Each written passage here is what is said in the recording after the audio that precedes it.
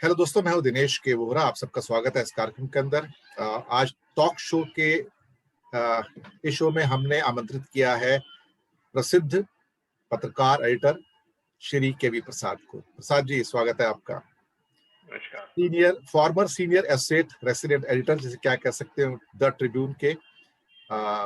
कांग्रेस को अमेरिका में बहुत साल कवर किया है 2007 के दौरान, उसके बाद भी सीनियर फुल ब्राइट फेलो, ये मैं सही बोल रहा हूँ अगर मैं ये टर्मिनोलॉजी सही यूज कर रहा हूँ तो, वहाँ फुल ब्राइट फेलो जो है, तो काफी अनुभव है इनका भारतीय परिवेश का, अंतर्राष्ट्रीय परिवेश का, भारत के अंदर जो हो रहा है और विदेशों में जो हो रहा है। आज बात करेंगे बंगाल के चुनाव की।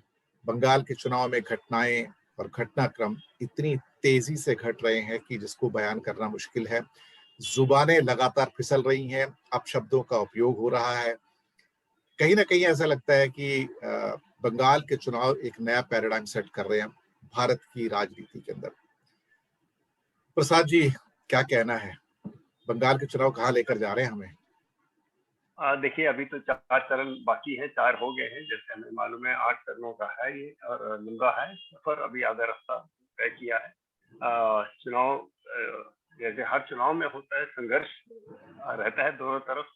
ये तो तिकोनिया मुकाबला एक तरह से अगर देखा जाए, हालांकि तीसरे कोण की लोग बात नहीं कर रहे हैं, क्योंकि बंगाल में जिस तरह से वाम दल सिकुड़ के रह गए हैं, तो लोग आज उस चर्चा में तकरीबन ना के बराबर है। उनके साथ भारतीय कांग्रेस भी साथ चल रही है, लेकिन दोनों का कोई मेरे ख्याल से खासकर मीडिया में पर्टिकुलरली कोई चुनाव की बात नहीं है। ठीक है, लेकिन मैं फिर भी इसको राजनीतिक दृष्टिकोण से एक तिकोनिया मान के चल रहा हूँ। हाँ, ये जरूर है कि जैसे पहले भी कई वक्ताओं ने आपके यहाँ बोला होगा, और भी अखबारों में निकलता है, चैनलों में बात होती है कि ये जो एसेंशियली लड़ाई है जो सत्ता के लिए, वो है तृणमूल कांग्रेस, जो कि वहां पे 10 साल से शासन में है ममता बनर्जी के नेतृत्व में, और सीधा जोरदार और जबरदस्त टक्कर लेके जो उतरी है भारतीय जनता पार्टी। और भारतीय जनता पार्टी ने पूरा जोर लगाया है। उनको लगता है कि शायद इस बार वो ममता का गढ़ छीनने में कामयाब होंगे। क्या होगा क्या नहीं होगा, 2 तारीख तक तो हम सब इंतजार करेंगे सारे देशवासियों की तरह, लेकिन जरूर है कि बहुत सीरियस और काफी गंभीर, जिसे कहते हैं, इलेक्ट्रल बैटल देखने को मिल रहा है। हिंसा बहुत हो रही है वहां पर। ये नॉर्मली बंगाल में हिंसा होती है, लेकिन हिंसा का ये रूप, और खास तौर से कल फोर्सेस के द्वारा भी जिस किस्म का जो गोलीबारी की गई है, काफी लोगों की मौत हुई है, और वहां भी देखा जाए तो उसको दोनों साइड से एनकैश करने की कोशिश की जा रही है। ये बड़ा दुर्भाग्यपूर्ण है। जी, हिंसा होना खासकर चुनाव में तो बहुत ही दुर्भाग्यपूर्ण है। और खासकर हम लोग, आप दिनेश जी, आप भी पुरानी तरह में आपको वापस लेके जाऊं, 70 के दशक में आप उत्तर प्रदेश से रहे हैं, आपके परिवार जुड़ा रहा है। खासकर वेस्टर्न यूपी में बहुत माना जाता था कि काफी हद तक वायलेंस हो जाता था। बचपन में आपने भी कई सारे किस्से सुने होंगे लोगों, लेकिन धीमे धीमे जैसे चुनाव आयोग की शक्ति बढ़ती चली गई, और ये तकरीबन लुप्त होता चला है। चुनाव में वायलेंस हुआ है, झड़पें होती रही हैं, पॉलिटिकल पार्टीज के बीच में, पॉलिटिकल वर्कर्स के बीच में झड़पें होती रही है, लेकिन क्या रुख अख्तियार करे कि खासकर लोगों की जान चली जाए, ये एक बहुत ज्यादा दुखदायी बात रहती है। क्योंकि एक कहते हैं, इलेक्शन जो है फेस्टिवल ऑफ डेमोक्रेसी, और उस फेस्टिवल के दौरान अगर इस तरह का वारदात हो तो दुख होता है कि राजनीति अपनी जगह सही है, राजनीति करते हैं लोग, लेकिन हाँ, बंगाल में वायलेंस और बंगाल पॉलिटिक्स काफी एक तरह से जुड़ा हुआ देखा जाता है, और उसके पीछे काफी हिस्टोरिकल वजह भी होती है। बंगाल का जो विभाजन हुआ, उसको लेकर अगर आप हिस्टोरिकल या सोशोलॉजी, कई सारे थेरीज हैं उसके आसपास, मैं उसमें ना जाते हुए इतना जरूर कहूंगा, अगर आप ज्योति बासु का चौथा बायोग्राफी पढ़े, जो कि 1997 में आया था, सुरभि बासु जो लिखा था, उसमें ज्योति बासु साफ एक जगह उन्होंने वक्तव्य दिया था कि उस वक्त के तत्कालीन मुख्यमंत्री के नाम पे कि भी इन घटना के पीछे उनका हाथ है। तो इस तरह से जो राजनीतिक टीका टिप्पणी चलती रहती है, और ये चाहे वाम मोर्चे की सरकार रही है, उसके बाद ममता बनर्जी की सरकार रही है, ये आपस में, हाँ, जैसे मैंने कहा, जाने जाना और वायलेंस इटसेल्फ इन पॉलिटिक्स, खासकर इलेक्टोरल पॉलिटिक्स में, इट्स नॉट फेयर, क्योंकि एक फेयर वॉइस के लिए free fair and transparent election commission तत्पर रहता है, और उसमें एक ये बहुत जरूरी है कि बिना भय लोग जाके अपना मत का अधिकार करें। चुनाव आयोग की भूमिका इस पर कुछ ज्यादा ही संदेह के घेरे में है। अब कहीं ना कहीं एक तो 8 चरणों का चुनाव, चलो वो तो हो गया, वो तो अब आई गई बात हो गई। उसके बाद जिस दिन चुनाव होते हैं वहां शायद एक, जिसे क्या कहते हैं ना मुंबई की भाषा में, बाजू की कॉन्स्टिट्यूएंसी के अंदर फिर बड़े नेताओं के भाषण होते हैं। साथ में चुनाव आयोग का ये कहना कि जो आपके कोविड के जो प्रोटोकॉल्स हैं वो रैलीज और रोड शो में फॉलो नहीं हो रहे हैं। ये कई बार ऐसा लगता है कि वो गांधी जी की जो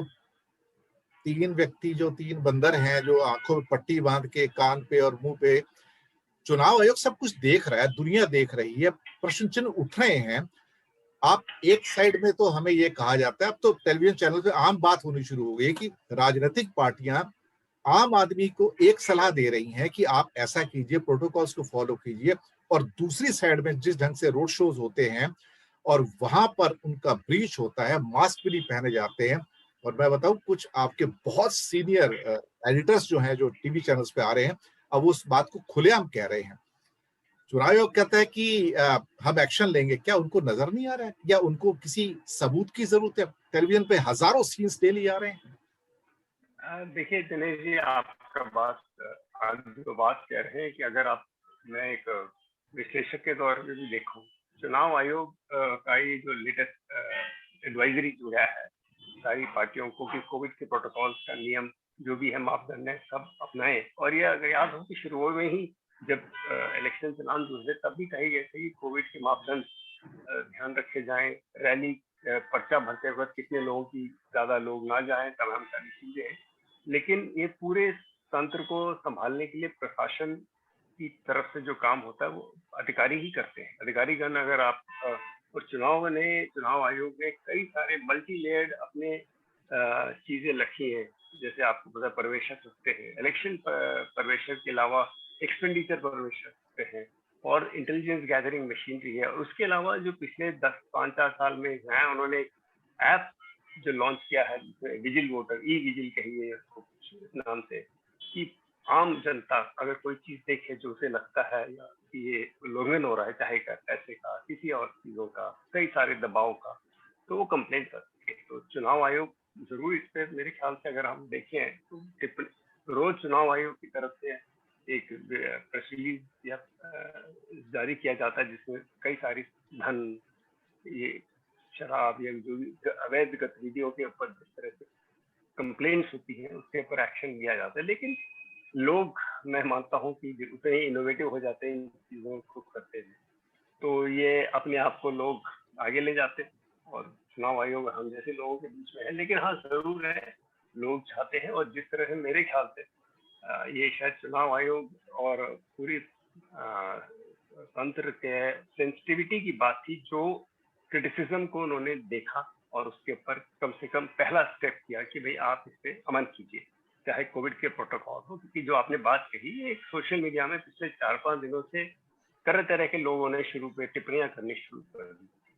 इसकी संज्ञान अगर मैं दूसरी तरफ लेके जाऊँ, आपको याद हो कि जब इंडिया इंग्लैंड का सीरीज चल रहा था गुजरात में, अहमदाबाद में जब हुआ था, तो शुरू के 1-2 मैच के बाद जब लोगों ने इस पे आपत्ति उठाई कि ये क्या, इतने लोगों की भीड़ वहां पहुंच रही है, तो क्या, और खासकर कोविड के, तो एकदम उन्होंने बंद कर दिया था, लोगों का प्रवेश बंद कर दिया था, कहा कि हम पैसे वापस कर देंगे। तो ये एक सेंसिटिव होती है जो सरकारें देखती हैं कि भाई जब क्रिटिसिज्म हो रहा है उस पर एक्शन लिया जाता है। और राजनीति के अलावा जो डेमोक्रेसी है वो जनता की आवाज से ही सुनी जाती है। अगर जनता कुछ कह रही है लोगों को, सरकार सुनती है, ठीक है, देर सवेर होती है, लेकिन हाँ मैं मानता हूँ कि इसमें हर आदमी जिम्मेवार है। जो रैली में जा रहा है वो भी तो आप जैसे मेरे जैसे लोग होंगे, उनको खुद भी पता है कि भाई वक्त महामारी का दौर है, तो कोई बचा तो हुआ नहीं, किसके क्या लग सकता है। तो हर आदमी अपने विवेक का इस्तेमाल करे और ध्यान रखे अपना भी और अपने पड़ोसी का। बिल्कुल सही कहा आपने। और वैसे भी राजनीतिक दल जो हैं इस मामले में, सभी राजनीतिक दल की बात करूंगा, और उन्होंने अपना दोहरा चरित्र अपनाया है इस मामले में कि वो जनता को एक भाषण देते हैं, उपदेश देते हैं, और फिर रैलीज के मामले में, या फिर अभी कुंभ का मेला भी आ गया उसके मामले में दूसरे या दोहरे मापदंड अपनाए जा रहे हैं। लेकिन यही भारत है, शायद जहां पर कहीं कहीं जो है हर चीज के अंदर एक विभिन्नता नजर आती है, ये भी शायद उसी का एक रूप होगा जिसको आप हिट्रोजेनाइटी भी कह सकते हैं। अल्टीमेटली अभी 4 चरण बाकी हैं, क्या हिंसा और बढ़ेगी? एक आखिरी टिप्पणी के रूप में क्या अभी कुछ और होना बाकी है अगले 4 चरणों में बंगाल में? हम तो देखिए जी, एज एक रिस्पॉन्सिबल सिटीजन और एक सिटीजन जो कि इतने सालों से कई सारे चुनाव देखे, nobody wants violence to happen, because as I said, एक फेस्टिवल ऑफ डेमोक्रेसी और फ्री एंड फेयर इलेक्शंस के लिए वायलेंस इज नॉट, उसके साथ नहीं जाता। तो वैसा तो नहीं है, लेकिन हाँ ये जरूर है, अभी क्योंकि 4 चरणों में मेक एंड ब्रेक का सिचुएशन आ जाएगा। जैसे चीजें जो चरण खत्म होते जाएंगे, दोनों पार्टियों पे दबाव बनता जाएगा कि भाई हम आखिरी के जो 2 3 4 1 2 करते हैं, जो काउंटडाउन शुरू होगा, तो वो मैक्सिमम स्पीड किस तरह से हम उसको अपने एडवांटेज को कन्वर्ट करते हैं। तो ये दोनों तरफ से प्रयास रहेगा, और उसके जरूरी है कि जिस तरह की हमने इलेक्शनरिंग देखी है, काफी high pitch high decibel electioneering campaigning चली है। तीखे तीखे बोल भी बोलोगे हैं कई तरह से, सब तरह से, लेकिन उम्मीद करते हैं आगे के दिनों में ये कम से कम ये वायलेंस वाला दौर ना हो। और ठीक है, चुनाव है, लोग अपना विवेक का अधिकार है, मत अपने विवेक से देंगे। 2 तारीख तक का इंतजार करेंगे हम लोग। एक अच्छी बात कम से कम ये है कि चाहे कुछ भी हो, लोग भारी संख्या में मतदान कर रहे हैं वहां पर, कि 80% से ऊपर की ऑलमोस्ट वोटिंग हो रही है। ये एक बहुत पॉजिटिव आउटकम है इस इलेक्शन का, कि चाहे कुछ भी हो, लोगों की जो भी श्रद्धा हो इस पार्टी के प्रति हो, उस पार्टी के प्रति हो, लेकिन लोग आके अपने मत का उपयोग कर रहे हैं, और ये बहुत बड़ा एक उपलब्धि मेरे हिसाब से माना जाना चाहिए इस बार। दिनेश जी, ये आपकी बात तो ठीक है, साथ में इसको एक चीज देखा, इसका मतलब है हर पार्टी अपने वोटर्स को मोबिलाइज कर रही है। अपने अपने वोटर को निकालने की जो क्षमता होती है कि भाई आप आइए, हमारी पार्टी जो भी हो, अपने अपने दलों के जो व्यक्ति विशेष हैं और उनके वर्कर हैं, वो प्रोत्साहन करते हैं लोगों को कि निकल के आए और वोट करें। एक दूसरा ये है, जब जो चारों तरफ से अगर जो तैयारी है, खासकर इलेक्शन कमीशन की तरफ से, अगर वो चाक चौबंद है, तो लोगों को भरोसा बढ़ता है कि जाके हम जो मताधिकार करेंगे तो हम सुरक्षित रहेंगे, अपने हिसाब से मत डालेंगे और अपने घर वापस आ जाएंगे। तो ये एक जो विदाउट फियर, जो फेयर इलेक्शन में ये सबसे बड़ा संतोष है कि बिना किसी डर के हम जाएं, अपने भय को घर रखे जाएं, अपने मत का अधिकार का प्रयोग करें और घर वापस चलें। और ये उसके लिए प्रक्रिया है, ठीक है, इलेक्शन कमीशन कार्ड है, जो भी कार्ड है, वो जो भी प्रक्रिया है उसको आप फॉलो करें और सिस्टम से चलें। और अपना, अब तो चूंकि कोविड प्रोटोकॉल है तो वक्त दूरी भी बनाए रखनी है 6 फीट की, और जो भी सब कुछ है, मास्क, सैनिटाइजर, वो सब तो आपको करना ही है। तो मेरे ख्याल से ये बहुत बड़ी बात है, इसको पॉलिटिकल मोबिलाइजेशन की वजह से, और साथ ही साथ जो इलेक्शन कमीशन का जो स्वीप का प्रोग्राम चलता है कि वोटर को घर से ब्रांड एम्बेसडर्स को जो उतारते, तो उससे भी ये औसत ज्यादा बढ़ता है ऐसा। और एक पॉलिटिकल थियरी है कि लोग निकल के आ रहे हैं तो सरकार के खिलाफ निकल के आ रहे हैं या सरकार के साथ निकल के आ रहे हैं, तो दोनों तरफ से थियरियां मिलेंगी। सही बात है। लेकिन हाँ, बहुत दिनों बाद एक ऐसा इलेक्शन सामने आया है जहाँ पे कैडर्स की फाइट है। नॉर्मली होता क्या है कि इंडिया में कैडर्स की फाइट नहीं होती। बीजेपी का कैडर तो बहुत स्ट्रांग होता है, और बाकी जो पार्टीज है उनके इतने कैडर स्ट्रांग नहीं होते। अगर शिवसेना वगैरह को छोड़ दिया जाए थोड़ा सा, जिनके अपने ग्राउंड लेवल पे बहुत स्ट्रांग कैडर्स हैं, तो बाकी पार्टियों के कैडर्स नहीं होते इतने ज्यादा। लेकिन टीएमसी का कैडर बहुत स्ट्रांग है देखा जाए तो यहाँ पे। तो ये कैडर वर्सेस कैडर की भी लड़ाई है। खैर प्रसाद जी, बहुत बहुत धन्यवाद कि आपने कीमती समय निकाला, हमारे साथ आए। इंतजार करेंगे 2 मई का, जब रिजल्ट्स आएंगे तो इस बात का भी हमें पता लगेगा कि अल्टीमेटली लोग बाहर निकल के आए तो क्यों निकल के आए हैं, कि सरकार के खिलाफ वोट देने के लिए आए हैं या सरकार के फेवर में आए हैं। खासतौर से तृणमूल कांग्रेस की सरकार फिलहाल जो वहां पर है, और मोदी जी का कितना जादू चलेगा ये भी 2 मई को ही पता लग पाएगा। खैर, बहुत बहुत धन्यवाद आपका, आप हमारे साथ आए, आप हमारे साथ जुड़े। बहुत जल्दी हम आपसे फिर जुड़ेंगे एक नए विद्वान के साथ, नए मुद्दे के साथ। हमें दीजिएगा आज्ञा। शुक्रिया आप सबका, धन्यवाद।